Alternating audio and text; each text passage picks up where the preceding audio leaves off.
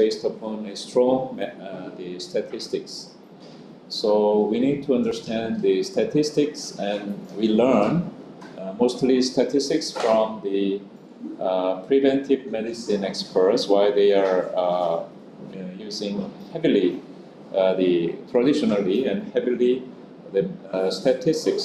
So what we learn as a medical school or college of medicine students, we used to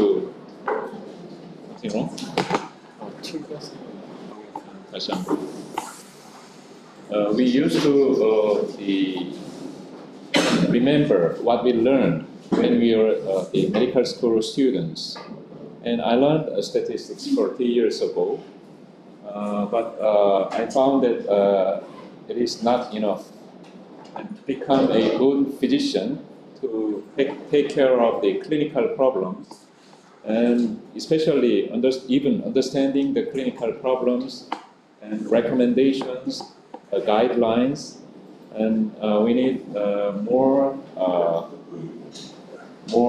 the knowledge about the statistics or mathematics. So this morning, because you do not feel any postprandial drowsiness this morning, then I will just a little bit explain about the simplified math and the statistics, mainly statistics.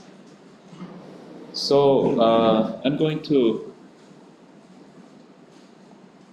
just use the attenuation correction as an example. So attenuation correction, is it needed for making the brain SPECT or PET? Actually, the conclusion is not really known. So people are doing the attenuation correction for brain SPECT or PET. I mean, using the transmission images acquired with CT or with previously a line source. But we did not use any line source for brain SPECT, and for brain PET there was a line source, germanium line source, I remember, but it has been changed already 20 years ago, the CT. So using CT, the images of SPECT and PET should be corrected for attenuation, or even myocardial SPECT. Do we need attenuation correction? So the conclusion is already there. Nobody has done the attenuation correction for myocardial SPECT. But recently, a SPECT machine is equipped with a CT. So people are interested in, why don't we use CT for myocardial SPECT? However, if you are going to use the CT, then it will increase the radiation dose. And is it really helpful? The technologies for the work, beside that part, if you are going to order as a physician or they ask your technologist colleagues to do that, and you need to be quite sure. So I'm going to shatter the already held in the scientific community or the medical community that we need SPECT. So this was the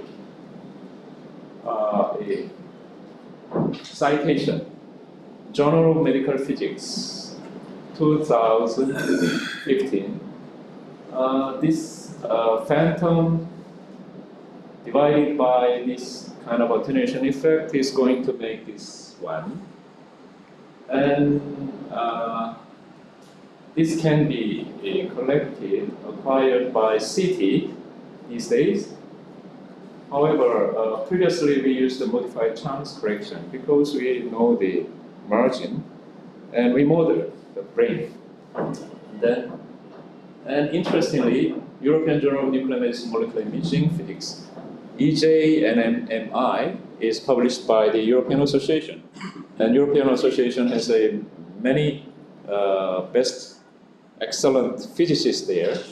And they would have reviewed this, but interestingly, it's modified Chang's correction, Chang's attenuation correction, and order subset expectation maximization attenuation correction, and they compare those two and try to conclude that the finally Chang's correction, attenuation correction for body part would be desired.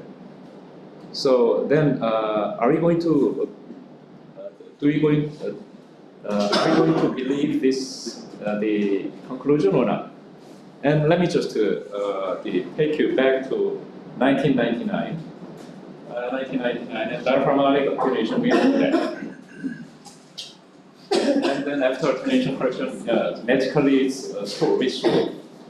And you know the breast, some of the lady patients, the woman patients, they have a huge breast, and which is going to attenuate the anterior wall, which is restored by the attenuation correction. So despite this, the journal, the article published in eminent journal, then why don't we use the attenuation correction? It's because of we don't have a line source to make a transmission map, which is going to be converted to the attenuation map. Is it because of that, or then we have the CT? Are we going to use the CT to do for every patient? Then it is going to be helpful, really. It should be based upon the evidence generation using the appropriate science. And so here is a non-uniform Chang's attenuation correction method. This is published in 2016 and in EJ and MLA physics, even though it's not included in SCI, but it was just launched several years ago.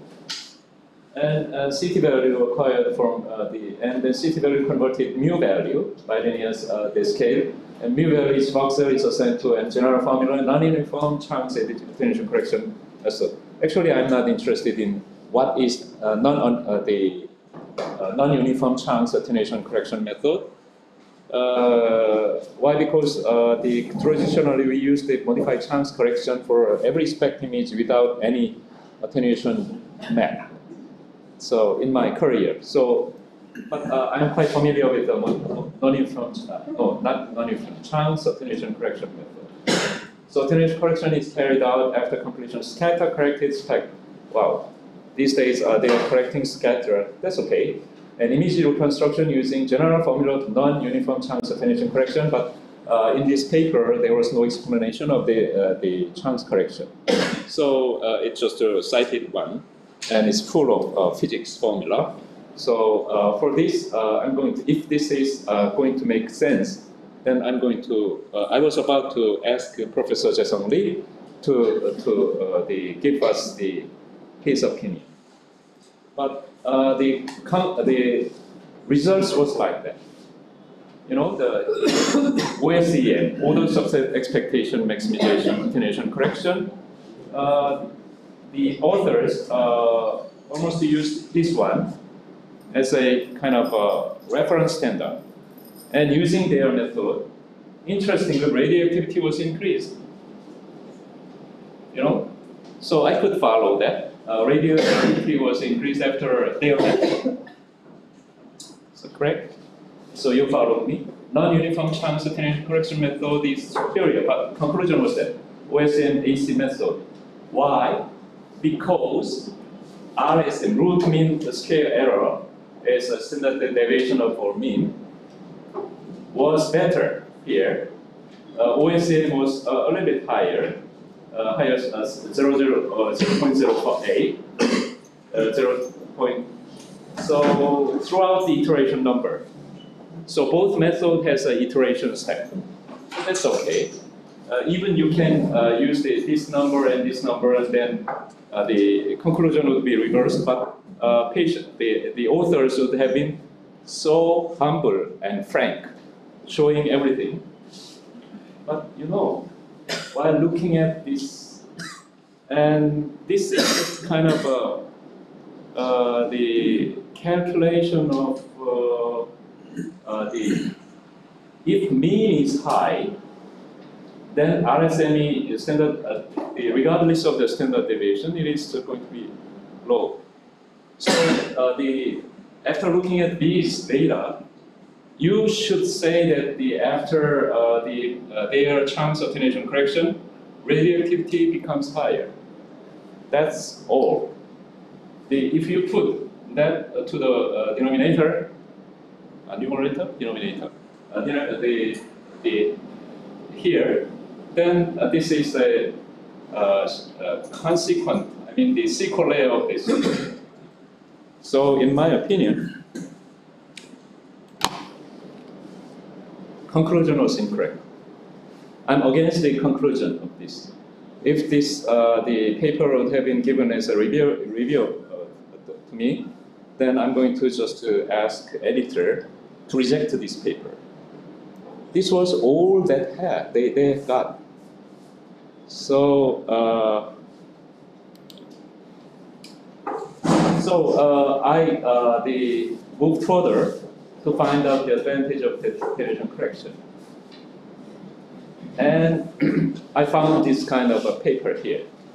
The comparative accuracy 2012 CT attenuation correction and non-attenuation corrected SPECT myocardial imaging here in clinical nuclear medicine, a very familiar journal.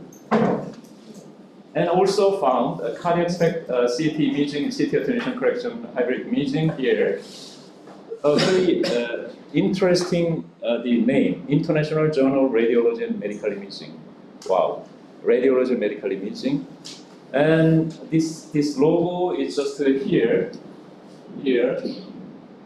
graphic, small, and the publishers are graphic. And I found, I searched for a Beale's list of predatory journals. You know the predatory journal? It's a spam journal. They ask you to pay for this publication. They don't do any review process.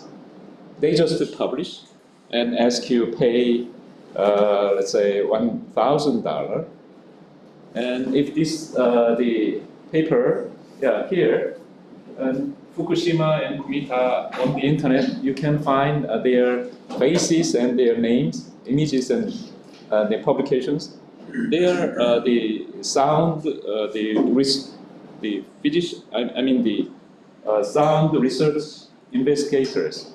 They are good nuclear medicine. They look like, however, they would have been just kind of solicited by this journal earlier and published their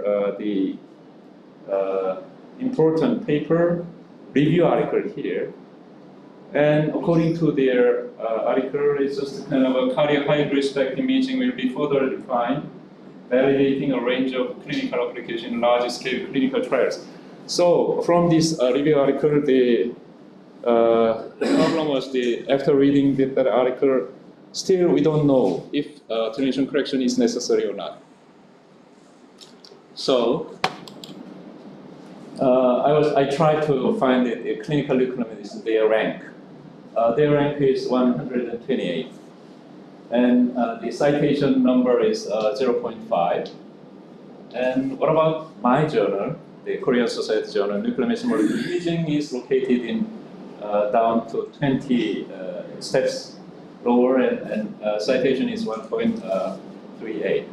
So are these kind of indices are going to make the journals to be readable and trustworthy?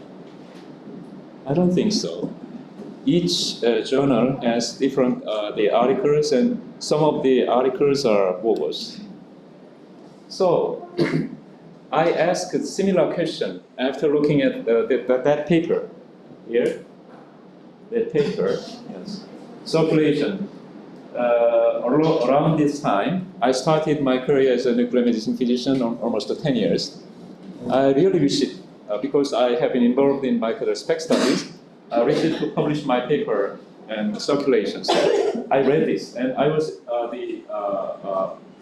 impressed by the difference. And so, with our data, this is a JNM paper.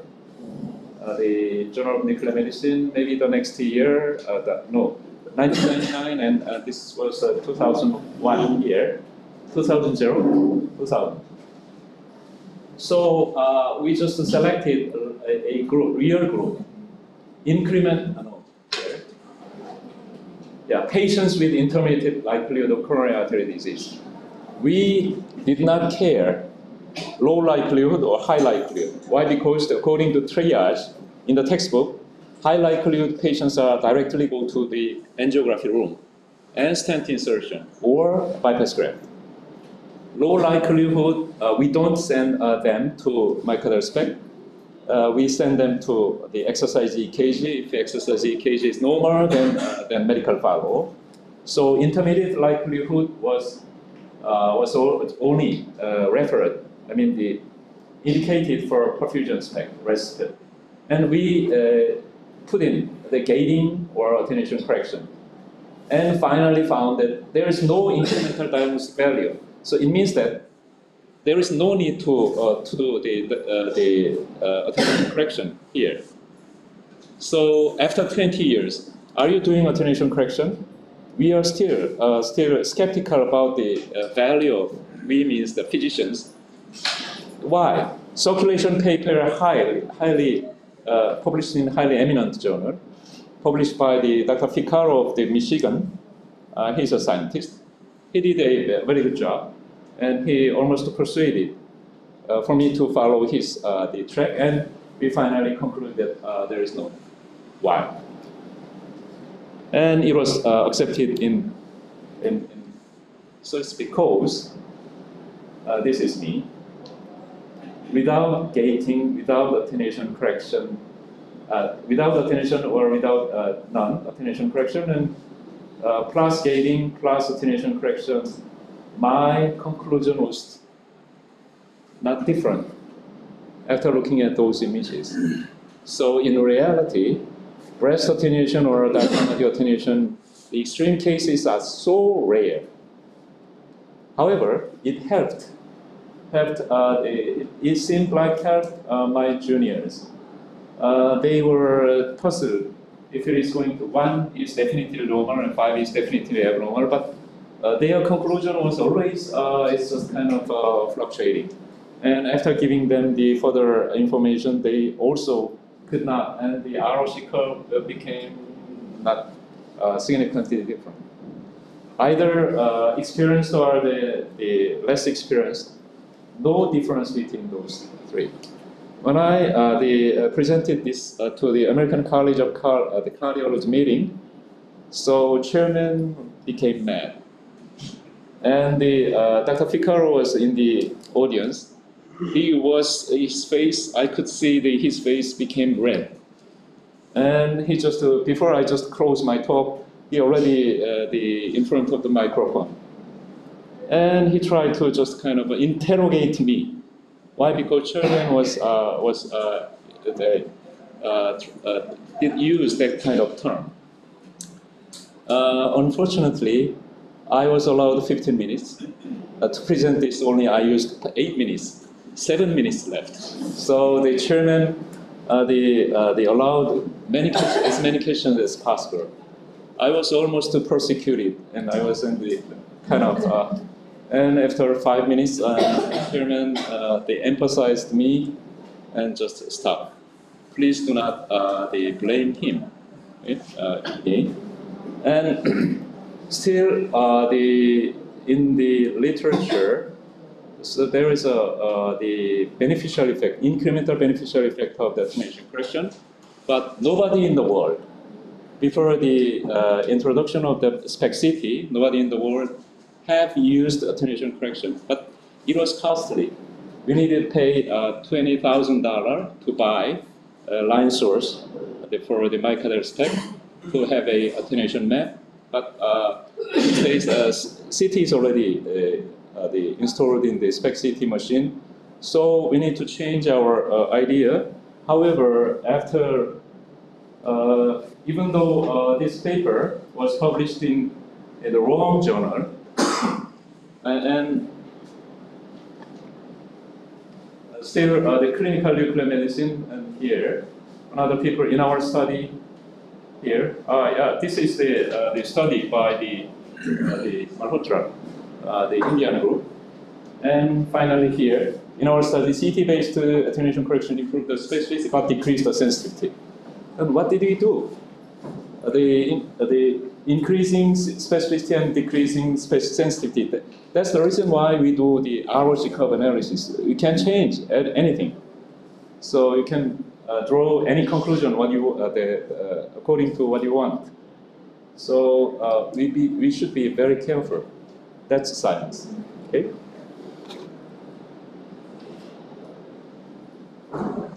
Okay, that's what I just said. That's the conclusion we did. And I found that this paper was cited almost 30 times since its publication. It means that 20 years, 30 times means divided by 20, 1.5. This paper, they contributed only the 1.5, impact factor of 1.5 to the Journal of Nuclear Medicine since its publication for the last 20 years. So it is not so productive journal, productive article. So editors or editor-in-chief and reviewers do not like that.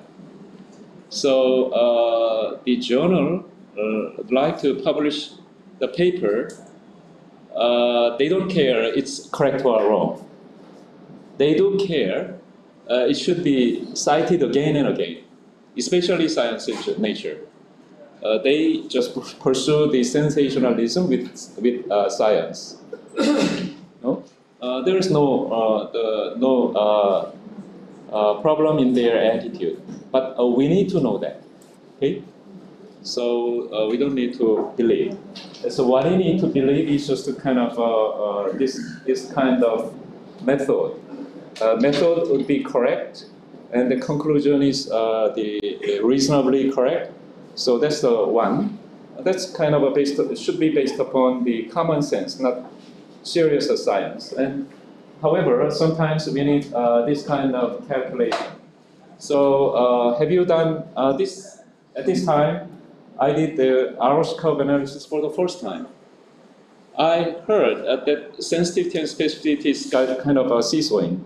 So ROC, receiver operating characteristic curve analysis, is just a kind of a remedy to that kind of problem. And for the first time, they read this meaning of use of the area on the curve, receiver operating characteristic curve in radiology, just almost the 20 years ago, read thoroughly and applied this to my case. I used 39 patients and 29 patients and this kind of calculation. And this was the formula that I just established 20 years ago.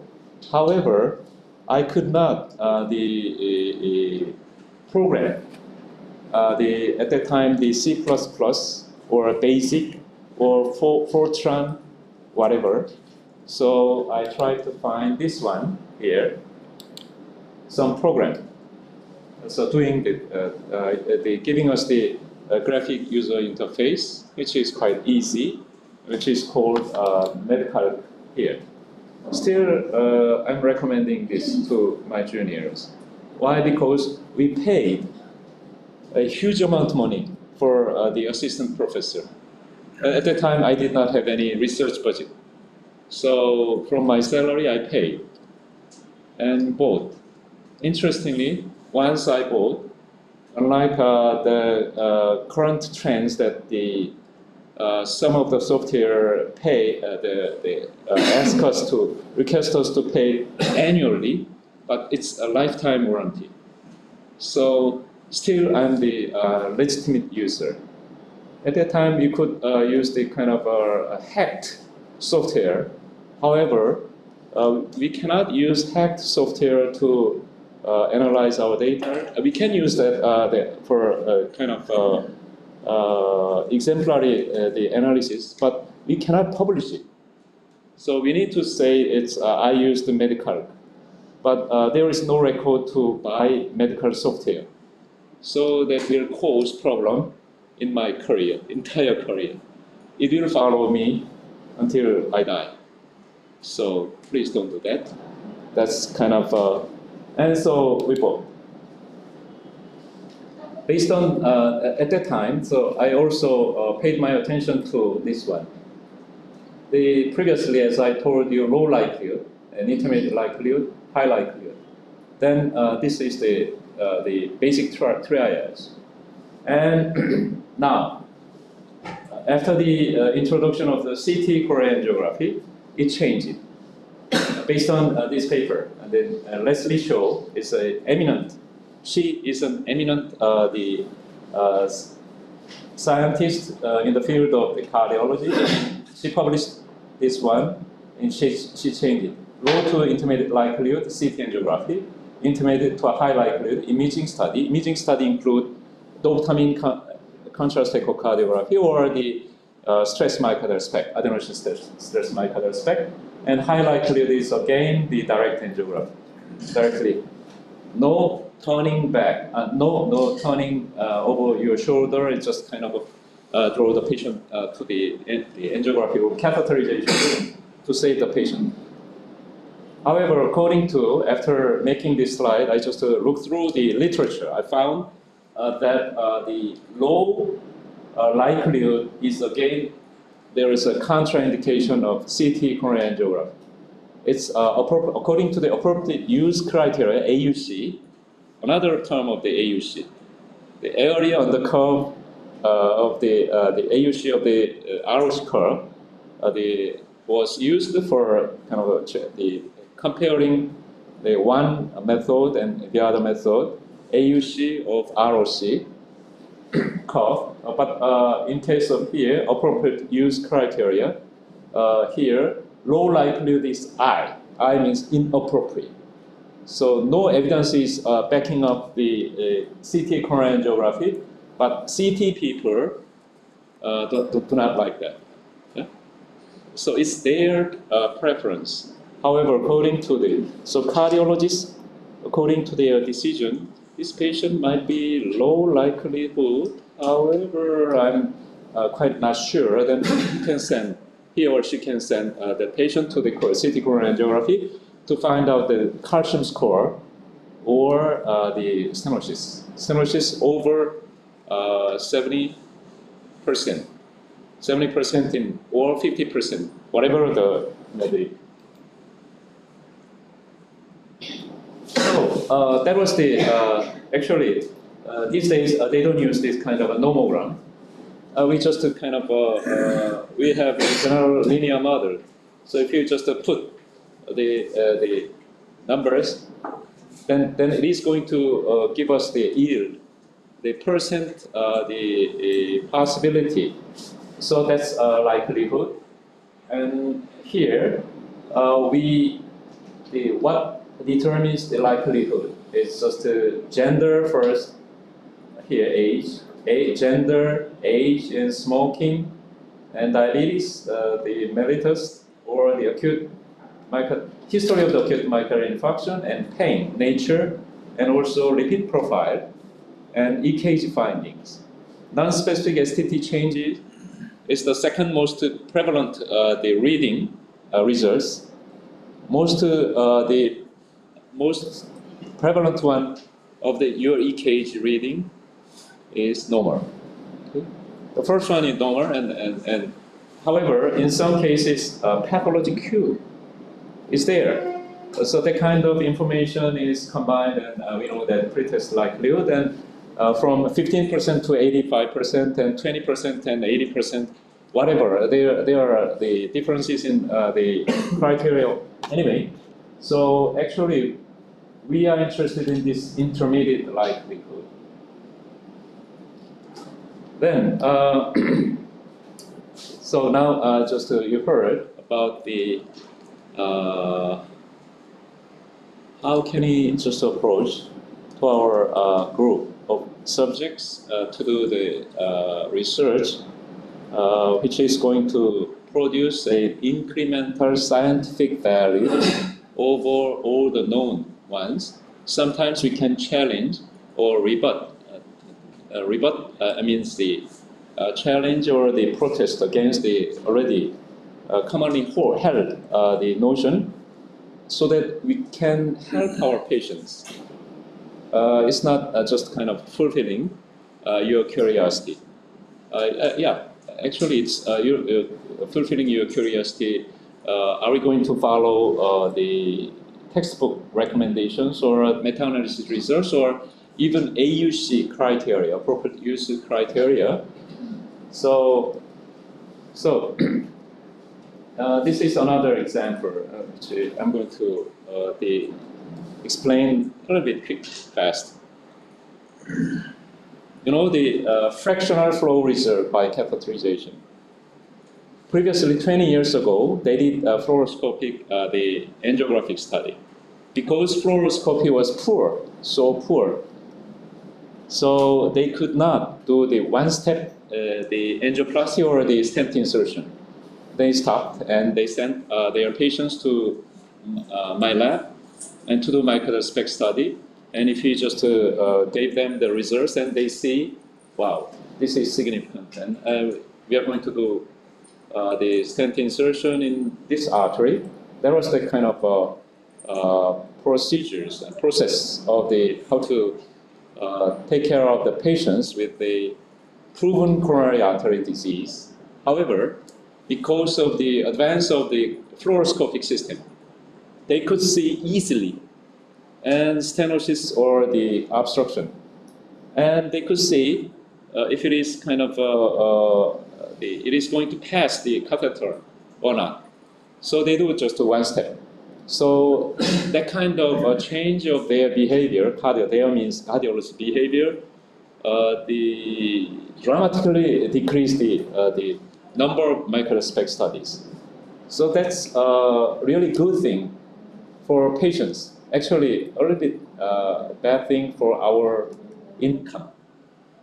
However, we are taking, so with our remaining the pastime or our resources, and we are going to develop another. So that's the one they are using. However, so the cardiologists, they are inclined to see the obstruction or stenosis and broaden, okay, treat. Just kind of, they call it the reflex. See the obstruction and pass and widen. So is it really okay? So they have adopted this one.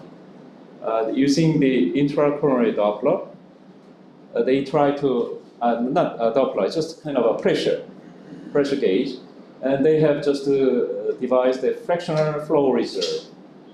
And they just measure pressure, distal here, distal to just arterial one. And then pressure difference is just used as a ratio. And they call it grandiosely the fractional flow reserve. Why? That pressure and pressure, flow, and resistance has a relation is relation of very famous relation.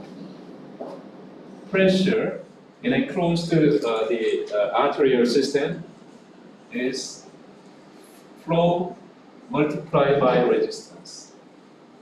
Then pressure, how do we measure the pressure? Using piezoelectricity tip. Catheter tip has a the pressure measurement transducer. And how do we measure flow? Using Cath, okay, flow or perfusion. Then how do we measure resistance? No, resistance is not measured. Resistance is calculated by resistance is pressure over flow. So pressure and flows are measured. Okay, that's the most difficult question to answer from the standpoint of the medical students in their 3rd grade. I asked them for the last 20 years, so I found that they are all confused. So they try to invent, for the first time in the history, how to measure resistance according to the test question. And finally, when I explain this, they are so devastated. Okay, so that's the reason why resistance has the unit millimeter mercury over milliliter per minute. Very weird the unit, but it's just a kind of a pressure over flow. Anyway, that's the relation here. And the fractional flow reserve is a normal one and a stenotic one. And if resistance is the same, so the resistance has not been measured. That's the calculated one. Assumption is the resistance of stenotic artery and normal artery are the same. It's an assumption, never measured.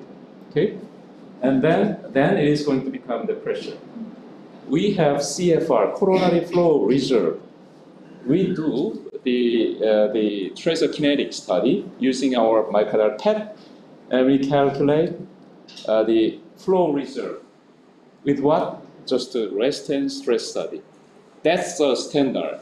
So what we have here is that our cardiologist colleagues were really anxious and curious, and they did this kind of study and published it long ago, and recently too. The fractional flow reserve and relative CFR, coronary flow reserve. Interestingly, it's the linearity is well preserved. So it means that this assumption is correct. So that's very weird way of scientific thinking. You just assume, and then do the kind of analysis investigation, and then again you say that our assumption was correct. Okay, it's called tautology, but this happens a lot, and there is no way to measure the resistance correctly. So it's based upon the pressure and flow measurement. So that assumption would be correct. I agree. But the reasoning process of this one was a little bit curious. Okay. So now I have explained one example, and based on that example, I just explained a lot of point of the kind of reasonable suspect or the skepticism we need to just have in my mind. Anyway, once I just explained all this, and you would be relieved that that's okay. Now the attenuation correction, one simple one in intermediate likelihood patients, and there had been a kind of a contradictory reports, and in our clinical routine, the nuclear medicine physicians in the entire world, they would not be done, but they do not follow the paper results, article results of the eminent journal and eminent article. Why? Because we are dumb? No. We have common senses, and based on our scientific judgment, there is no need to follow their conclusion. So the next one, the example is a success one. That's kind of a challenge. And another one is just stated myocardial SPECT. So I really believe in the credit or the worth of this gated myocardial SPECT. Why? Because they have a very good reproducibility and physiologic variation that we measured, and treatment effect were measured. Yeah, this is one. So you need to just to see this thickening on every image. So if not, you are not doing the gated SPECT correctly. Please see this one. If contraction is normal, then even there is a less uptake in inferior, then it is artifact. Attenuation, the diaphragmatic attenuation. Okay? So, and what about the reproducibility? We did previously for, the SPECT studies 2 times in a patient. That's physiological variation.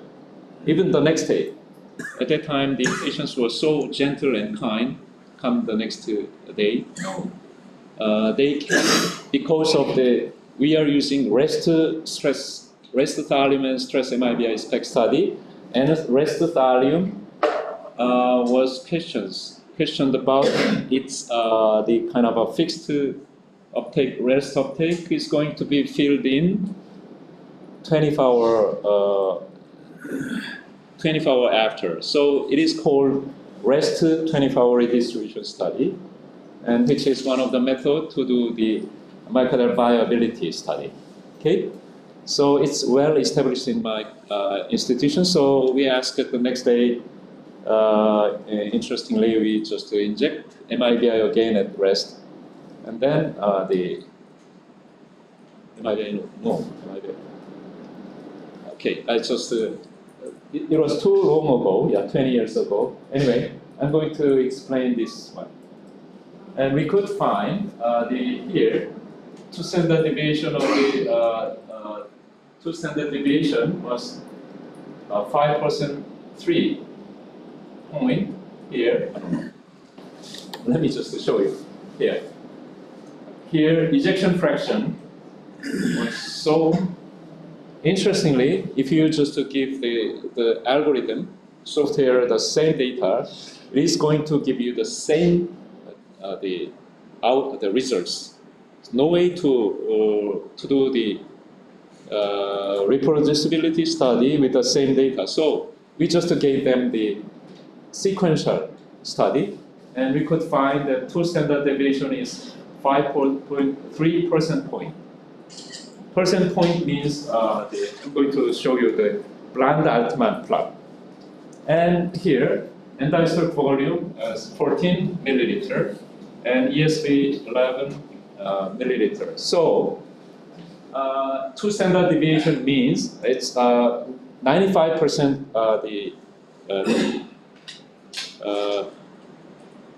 95%. Yeah. Confidence level. Yeah. Confidence level. Yeah, confidence. Yeah. So I forgot the term because I learned this. Okay. So here in Lancet paper. So that's another story. And the adult stem cell was labeled with technetium.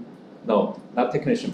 The F18 FDG. So how can we could make the stem cells take up the fluorodeoxyglucose, because we just removed the glucose in the media.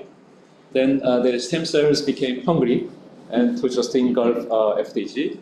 And so we could see that, that other stem cell mobilized by the GCSF the injection in the acute myocardial infarction patients. My colleague in cardiology, they did this kind of study, and just using catheterization, they infused to the infarct-related artery. That was the story. And so we could image there. The stem cells are located there. However, most of the stem cells are taken up by the spleen, actually.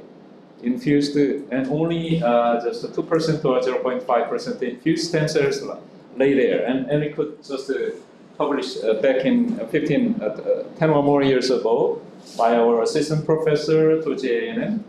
And in this model, we could do the myocardial SPECT study, gated SPECT 1, and it was published in Lancet for the first time in our the medical college history. Okay, that Lancet paper was cited by this time 2004 and the last, the 1,000 or more times. But I'm just one of the co-authors here. We were so proud that they have proven, even though the left ventricular remodeling was improved after, but interestingly, effect of intracoronary infusion of peripheral blood stem cell mobilized with GCSF on left ventricular systolic function and restenosis. They found restenosis. Because of that restenosis, my colleague here who, is 2 years junior to me, Professor Kim.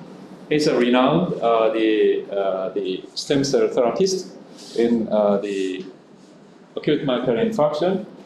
He, for the first time, there is a problem of the restenosis. We need to just do the measurement to prevent that.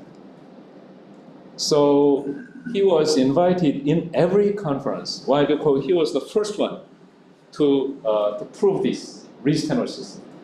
The 1,000 or more citation number was because of that. And everybody, the interventional cardiologist, according to his explanation, was against him. And they really hated him because he ruined the industrial application of this procedure. You know, he ran the magic cell trial. He was hopeful, but he found restenosis here. Here restenosis because of the stem cell. So it's kind of a dark side of the new therapy, and he was invited in every cardiology conference from the Brazil to even North Pole.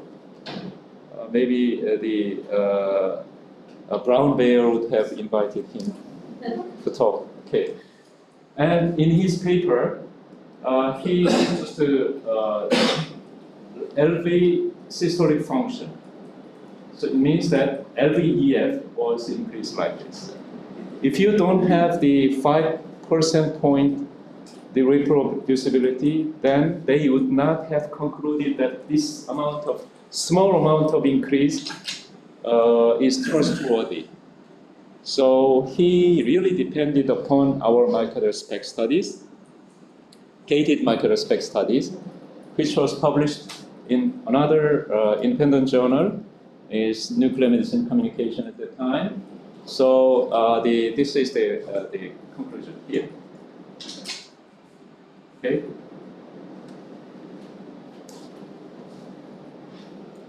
So that's another success story, and we are going to we need to just kind of get some the trust or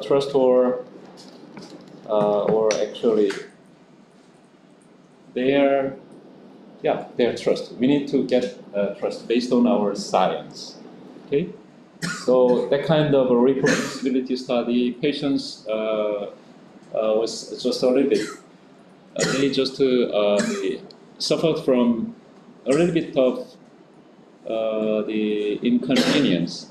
They just lay down in the SPECT camera twice. And the another study we just did the next day study. According to the patient consent at the time. That time IRB was not just institutional review board for just the having consent was not formularized in my institution and in Korea. So anyway, I complied with the regulations and they agreed. Then another injection, that kind of one, we just proved the reproducibility, and which was used by my colleague to prove the therapy, success of the therapy. Okay, so new one. So I'm going to move on to the next one. It's a clinical decision.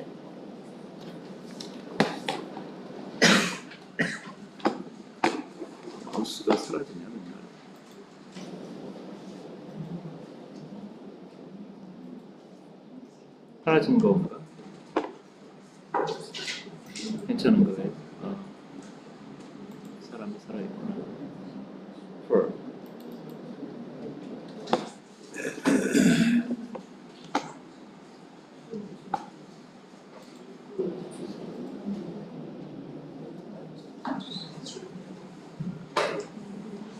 So I have explained. I'm going to use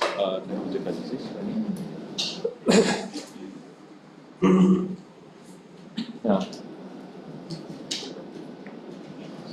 Then does it 15까지? 아니, 저 11시까지죠. So using another the 40 minutes, I'm going to explain a little bit further how to think about our clinical routine. Our clinical routine means we see our patients. Okay. In another book, in a book by the Eric Topper, after the wireless medicine, his next book was Patient Will See You. We used to say that not we, nurses or other paramedical the persons, they used to say in the word, the doctor will see you. Patients are complaining something, and doctor will see you. However, the title of the book, famous book, is Patient Will See You. It means that doctors are waiting, patients are rounding, and then, you doctor, you are trustworthy, and please solve my problem. I don't like your solution, and let's just go ahead to the next one. And that very interesting one. But wireless medicine has become realized since his first book, 2012, Eric Topper. But I don't think the doctor will see you. That's kind of a changing of the patient's habit, behavior. So it will take time. Anyway, he's expecting that. So when we see our patients, what is happening? And let me explain it in terms of the science. Okay? So that's science of the clinical decision making. Actually, we are doing clinical decision making every day while looking at the images. These patients' clinical findings are like this, and this patient was operated, and after CCRT chemotherapy and the radiotherapy, and torso PET was given, and here and here and here, I already know that the hilar lymph node uptake, it's inflammation, and just to the nearby, the lung parenchymal uptake, even though it's small, it's because of the small and partial volume effect, and though SUV is just a 1.5, it should be cancer metastasis. That kind of decision is clinical decision. Okay, we are doing that every day, and sometimes we do just a guide therapy based on our the real consolidated and sound belief. The confidence. So. But all are based upon the Bayesian decision. NM results. That's So this okay. Intermediate likelihood. As I told you, based on the age, gender, and the smoking, diabetes, AMI, history, pain, and lipid, and if you have the 15% of the likelihood of probability of the coronary artery disease, then if you just send that patient to the imaging study, then you are going to do the malpractice. Actually, at least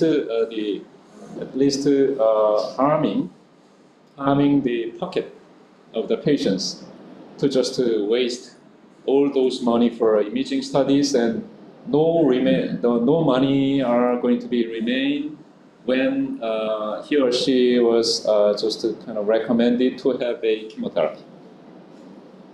But our the request of the payment is very small. The pharmaceutical companies, the chemotherapeutic drugs are really, really pricey, and So that there are the kind of differences. Anyway, then we need to understand the likelihood.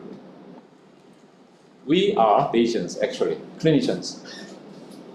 This is here. There should be a line. There should be a line, which is interestingly not shown. In my computer, is shown. And you know, once you see the patient, that patient, because of that kind of clinical criteria, among you, if you're at the age of 20s, even though you have a typical chest pain, your prevalence, because you belong to 20s, age of 20s, and in the age of 20s, the prevalence is quite low. So it is just kind of here, disease, and all the other is, that's prevalence. Here I saw prevalence, here, prevalence. And likelihood is 1 minus prevalence over the prevalence over 1 minus prevalence. That's likelihood. So how do we see the likelihood? If you see some patient face to face, without asking any questions, but just looking at his or her face picture, his or her likelihood to have some disease is P over 1 minus P. That's the likelihood. That's the definition. I did not make that definition. That's already there. However, you send that patient to do the myocardial SPECT study, and you have positive results, and you have posterior likelihood. You did. But interestingly, that test is not perfect. The only test which is perfect is angiography. Why? It's the standard. How to define the coronary artery disease? It's coronary artery disease is the abbreviation of the coronary artery obstructive disease. Ischemic heart disease is the larger category. Coronary artery disease is obstructive one. So we have the vasospastic disease, small vessel disease, whatever.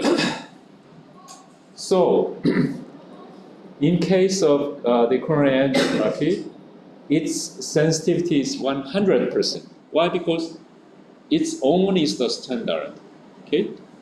So, posterior likelihood there. Then, the next time we have the positive, the reversible perfusion defect there, or fixed perfusion defect there, and with that result, we see the patient. Then his or her probability has increased. So it means that posterior likelihood is probability increased, but if we say that its posterior likelihood is 1 minus posterior probability is in the lower, and the posterior probability over 1 minus probability, posterior probability. That's posterior likelihood. Then what's the relation between the prior likelihood and posterior likelihood? We do just to do. It's kind of a linearly accumulated. Once we send our patient to CT coronary angiography, they say just there is a 70% of obstruction in left main artery, the anterior descending artery, then that's the result. And we are going to say that the posterior likelihood. So here, prior likelihood is the 1 minus the prevalence over 1 minus prevalence. And posterior likelihood is just I said 1 minus and this is based upon this one, this 2x2 table. This is positive and this is negative, and true test positive and test negative.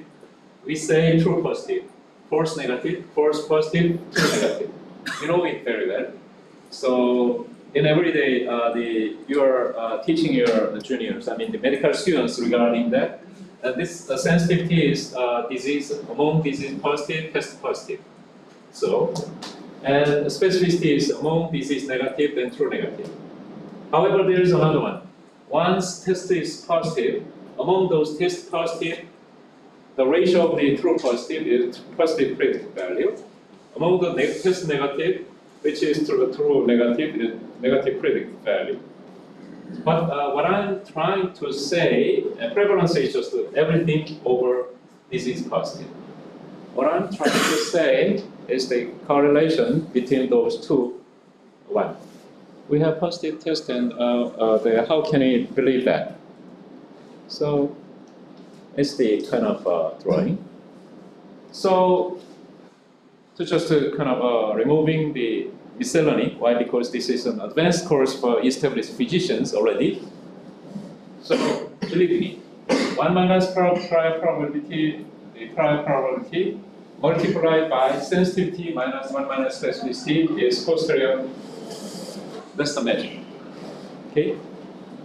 It should be like that. So here, exercise EKG in prevalence 10% patients. Low likelihood that we send patient to the exercise EKG. And disease positive is just 20 over 200. That's the prevalence. And interestingly, this is known according to the meta-analysis. The sensitivity of the exercise EKG is just 68%. Specificity is known to be 77%. What's the positive finding of the exercise EKG? It's just upon treadmill to the maximal heart rate or it's 85% of heart rate, then patients is complaining in the typical chest pain, exercise-induced chest pain, or it's rare, or EKG change, typical one, which is bothering, which have been bothering the medical school students. And you just wrote down and as an answer in your examination when you're junior or senior of the medical school. And the positive one is like that, and that's the one. And you know, the prior probability is the calculation correct. And specific sensitivity is already known. And this is 0.32a, and posterior probability is 25%. Interestingly, positive predictive value is 25%. So everybody confused that the posterior probability and positive predictive value. However, the likelihood is different one. So you have increased with the positive results. You have increased the prior probability 10% to 25%. What you have done with the exercise EKG, you increase the probability 25%. It means that from 10% positive, the exercise EKG results, your patients belong to now the intermediate likelihood. Then we have the good reason to do imaging study, this patient. So that's the way how it works. So actually that is done by cardiologists, not us. Okay? So anyway, so once they have a negative results and they are happy, 10% did not change. Actually did change.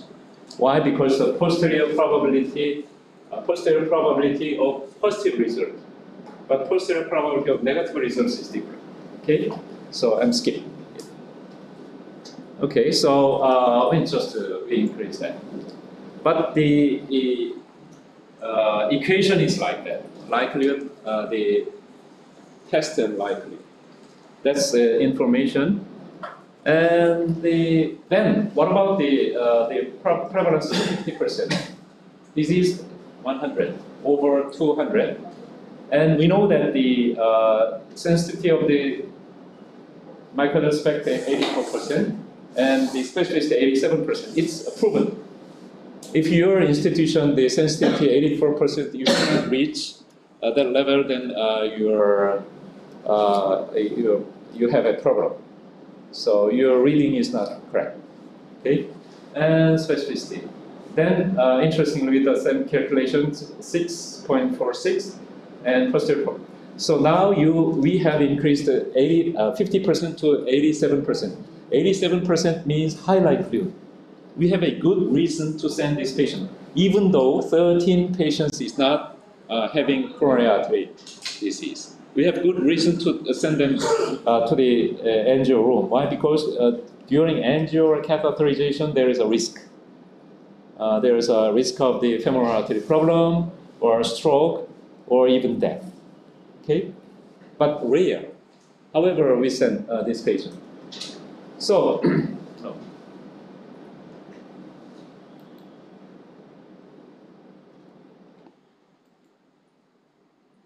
Here, then there is a problem. Exercise EK is negative. Negative predicted value is 70%. And the myocardial SPECT negative is 87%. Coronary angiography is 100%, as I told you. Then we need to just think about the among here 109 patients, 32 among among 132 and among 103, 16. Just observe. However, according to the textbook, it is well known that we cannot observe these patients, and we can observe these patients. So it means that exercise EK is negative patients with a 50% of prevalence, intermediate likelihood, we cannot observe him or her. Why? So, however, here, 16 patients are negative, even though disease is positive. Its coronary obstruction is there, and 16 among. So what's the magic of this one? Here is the answer, because the animation problem answer is already there. Annual major cardiac event rate is already known. Among these patients, 6% is having cardiac death or acute myocardial infarction, or including soft event. It's just a repeat stent insertion or PCI or the bypass graft. So it means that are you going to lose 6%? No, it is not allowed. And among these patients, 103, annual event rate is 0.7%. So how I say that? It's in the literature here. Outcome of patients with negative stress imaging. Okay, it's already known. SPECT negative. Exercise EKG 6 or 7%. No. So that's the basis of science, which the cardiologists are following. So we know their behavior. So we complied with their kind of regulations or rules to follow, and we are giving them.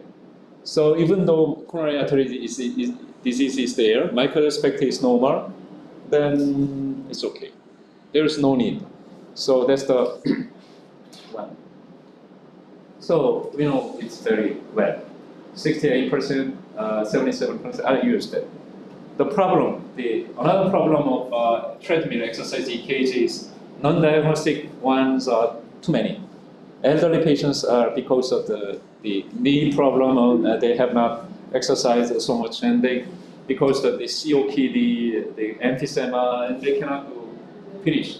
Their maximal heart rate is because of the digestion or because of the use of the beta blocker and whatever. So heart rate is not increasing. So the myocardial SPECT is 9%, invasiveness. And so that's the summary. Okay, now I just told you that, believe me, I just included the proof. It's kind of a real simple, the one, likelihood ratio. It's just a prior and posterior likelihood ratio is like that, you know. Why? Here. I'm not going to explain, but it is in WFMA portal. You might just download.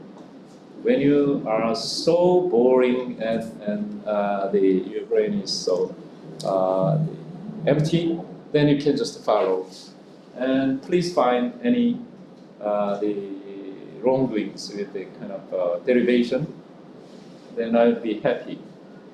So please believe me, I draw the kind of equation by myself 20 years ago, and forgot sometimes and recalculate again, forgot, recalculate again. Every time I was surprised that I have been wrong, but no, this is correct.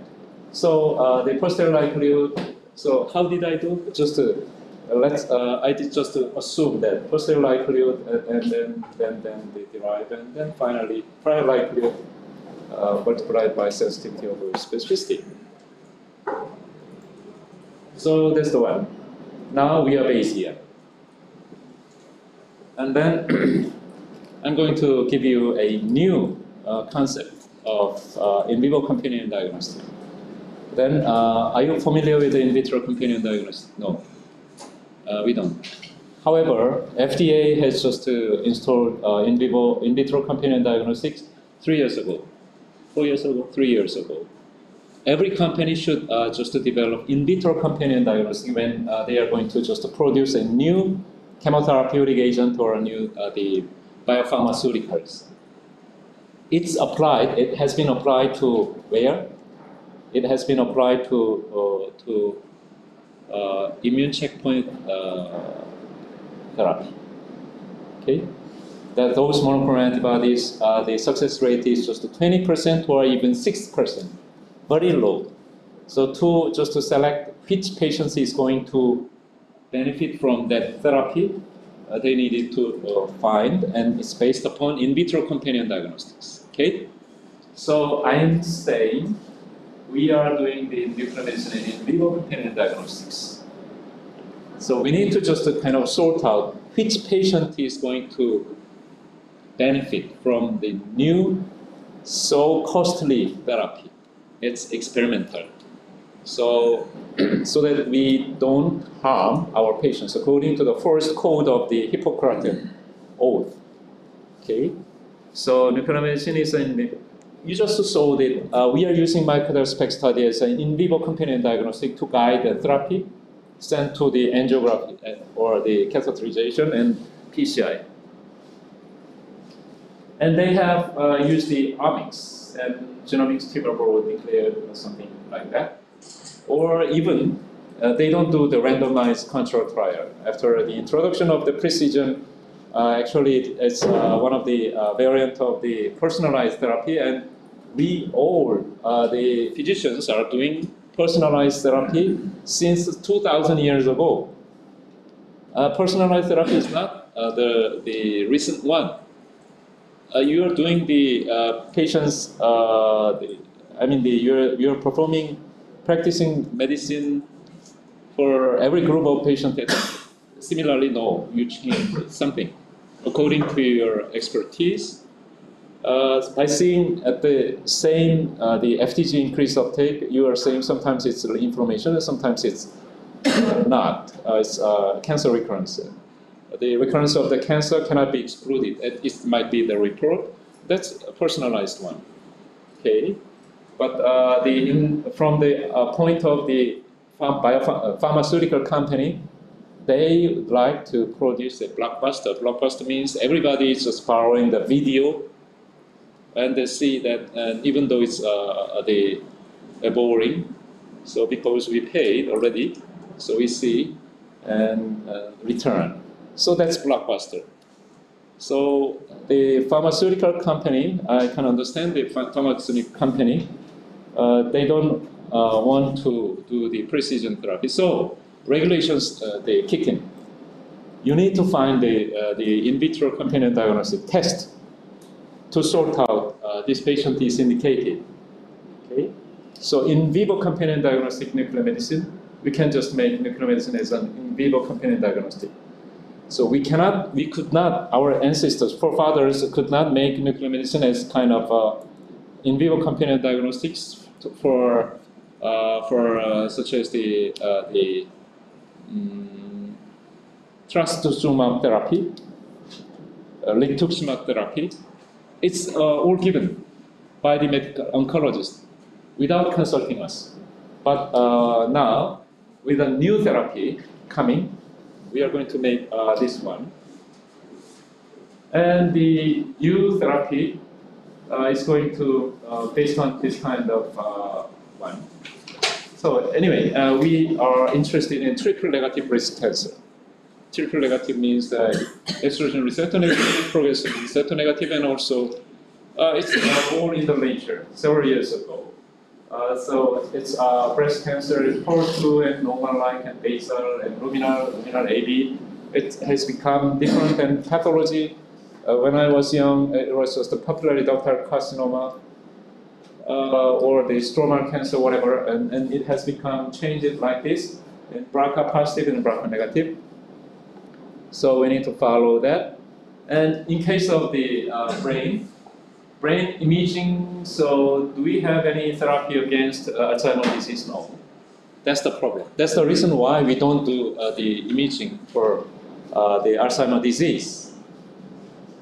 So after the serving as an investigator of brain nuclear medicine for 20 years, now I have changed my mind.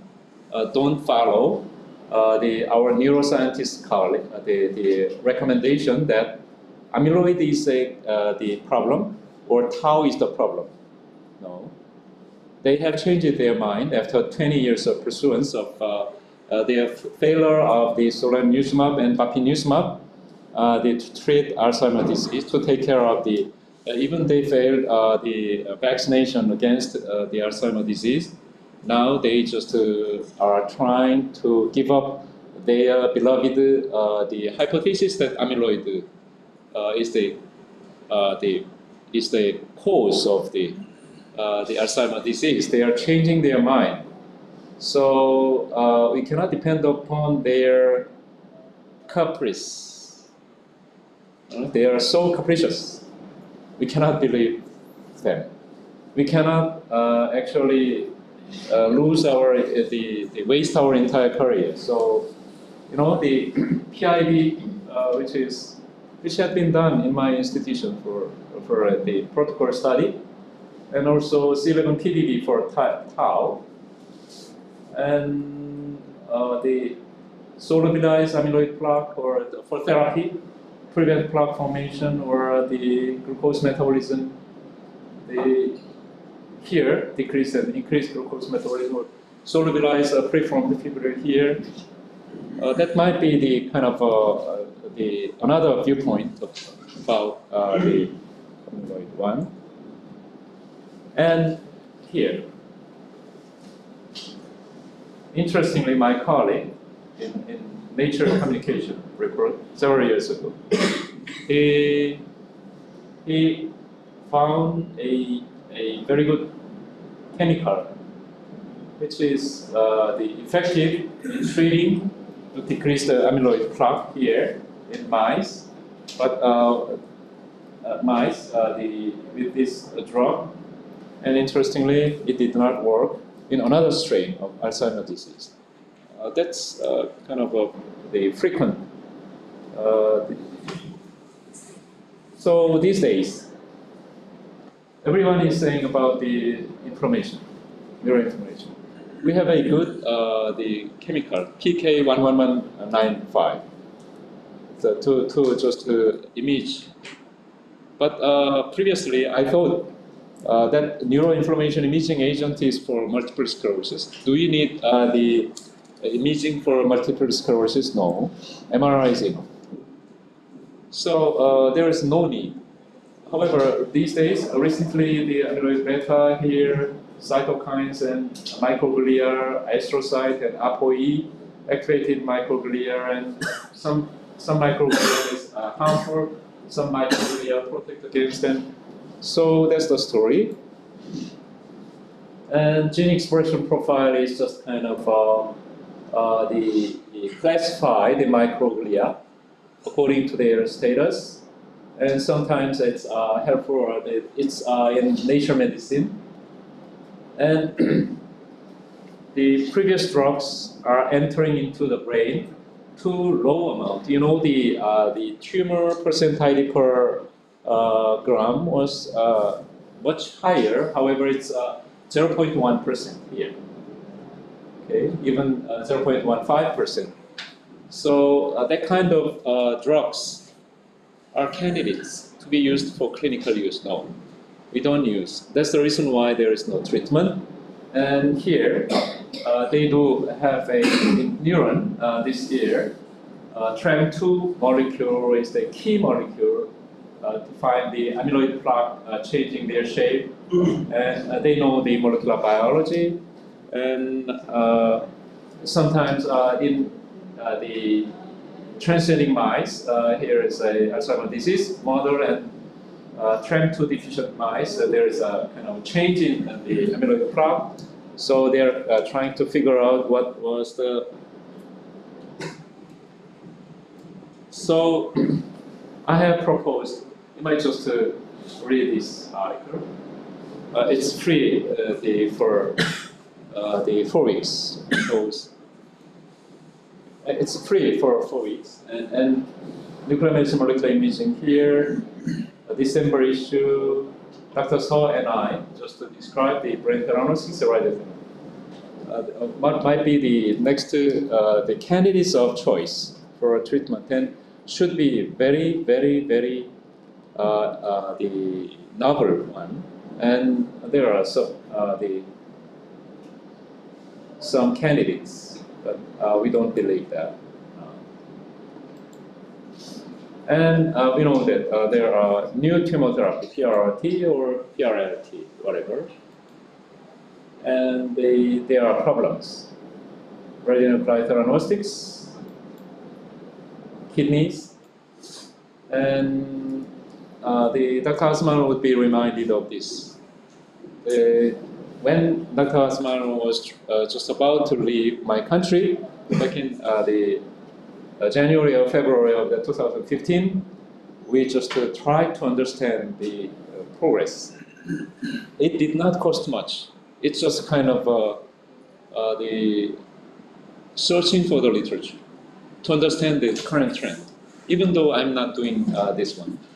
But I found that we need to just go to the way of the therapy, more therapy, no more imaging. Imaging is not helping. So except for the myocardial SPECT imaging or the brain, the diamond SPECT imaging for carotid artery stenosis or coronary artery stenosis. But in other cases, it's too much. So they are doing, the pioneers, they are doing in JNN. So how to just predict the organ lobes here. And they are sacrificing their kidneys to try to just kill this PSMA positive, which is also called folate hydrolase 1 positive upon the prostate cancer surface membrane. But interestingly, kidney, while you are trying to kill this tumor, and kidneys are the collateral damage. So if it is like that, why don't saving kidneys? And recently, we need the help of the chemist again. Alpha ray is helium, the nucleus, helium nucleus without electron, and alpha particle immediately reminds me of the Rutherford. But interestingly, alpha particles are used by the effort of Norwegian, the pioneers.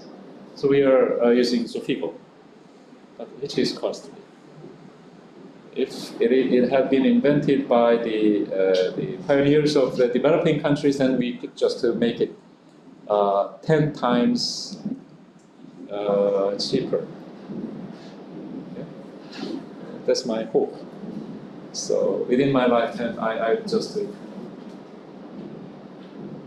here alpha. So why alpha is working and the beta is not working? It's another question. Okay. And there is another problem.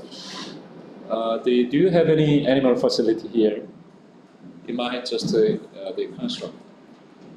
Okay, animal facility. to do this kind of a preclinical studies. Why? Because we cannot directly test experiment in our patients. Humans are too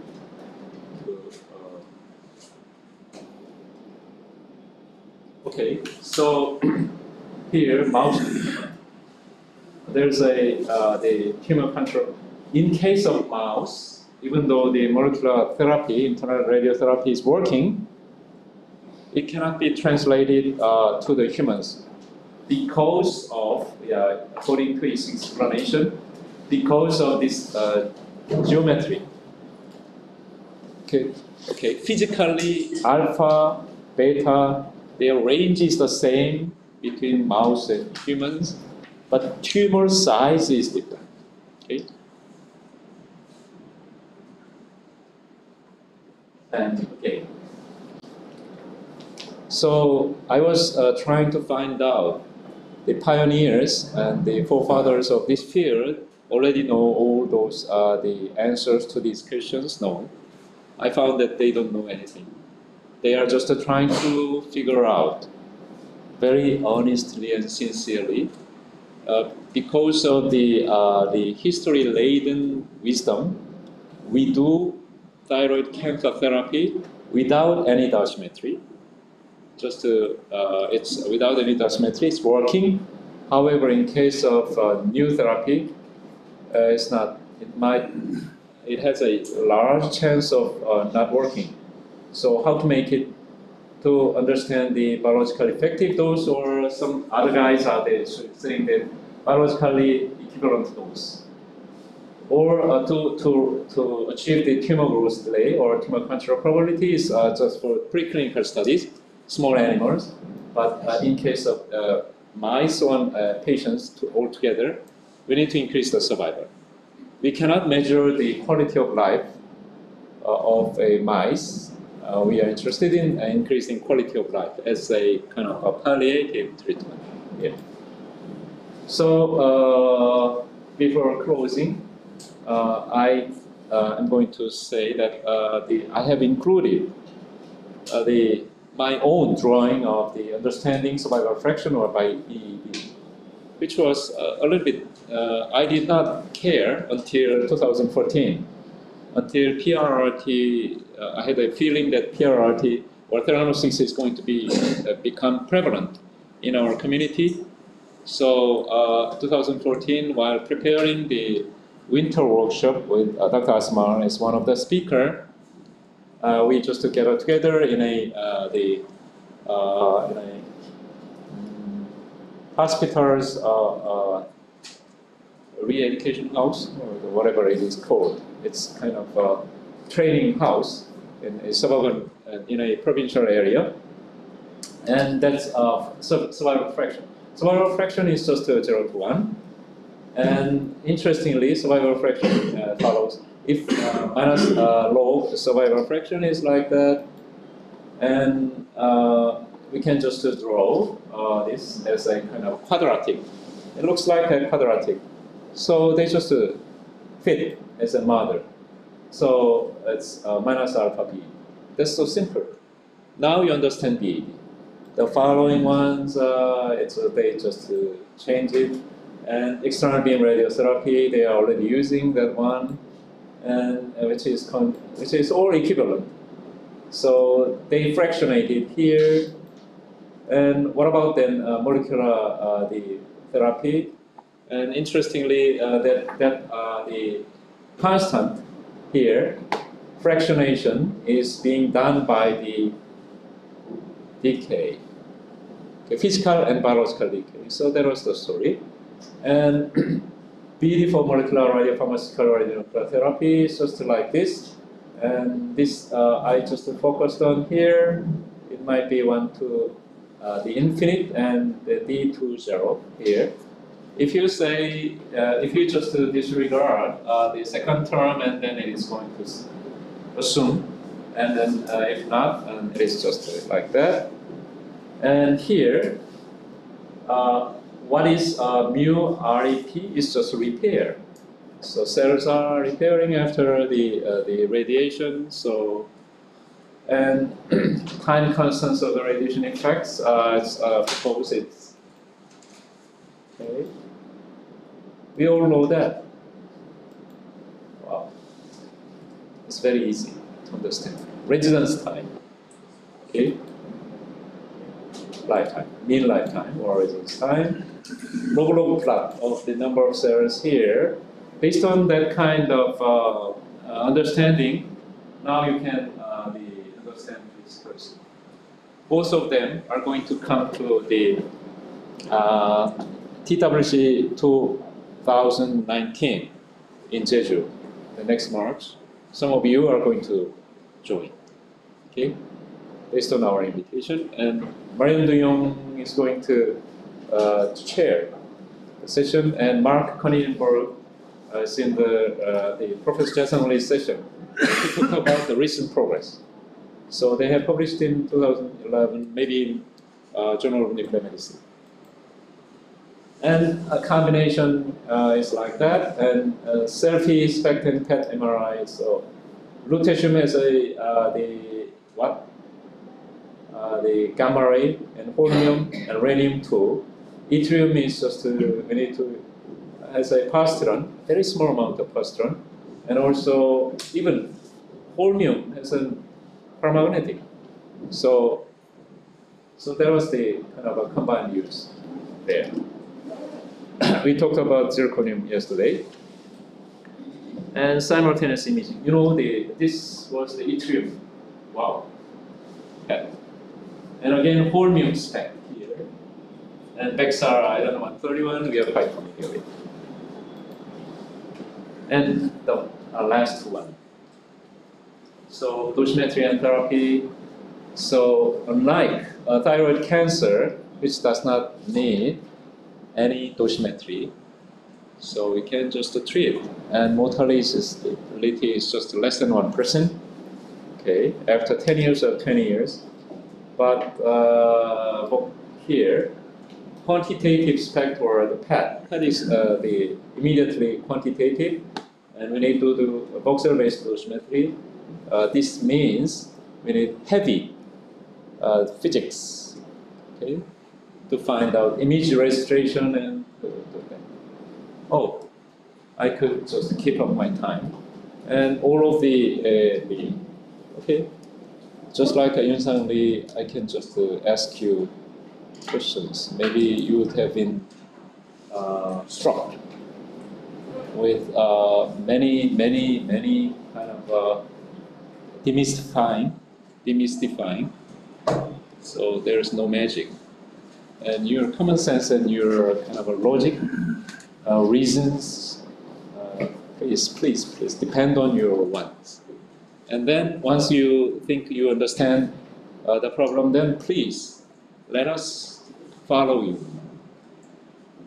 I think I almost persuaded you that why I don't believe the eminent journals and the pioneering articles.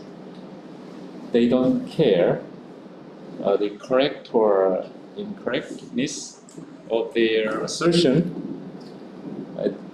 And the problem is they don't care patients. And we are taking care of our patients. So we need to persuade our clinicians, and we need to just persuade them with our science and evidence. Okay. Any questions? We have only 15 minutes of the tea break. So you can just move on to the next room. I almost suffocate everyone.